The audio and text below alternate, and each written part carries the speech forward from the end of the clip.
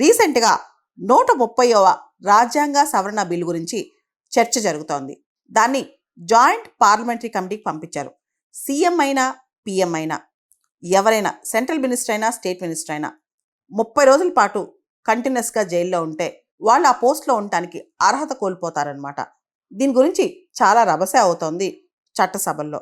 అయితే ఒక్కసారి మన ఎంపీలు ఎమ్మెల్యేలు ఎంతమంది నేరస్తులు ఉన్నారు, ముఖ్యంగా సీరియస్ క్రిమినల్ ఛార్జెస్ ఉన్న వాళ్ళు ఎంతమంది ఉన్నారు?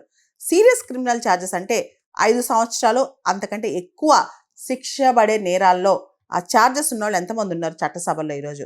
అంతేకాకుండా అసలు non bailable offences, serious criminal charges almost అవన్నీ కూడా నాన్ బెయిలబుల్ అఫెన్సెస్ ఉంటాయి అన్నమాట ఎక్కువగా. సో ఇవన్నీ ఎంతమంది ఉన్నారంటే ఒకసారి షాక్ తింటాం. ఇంతమంది నేరస్తుల్ని మనం ఎన్నుకుంటున్నామా?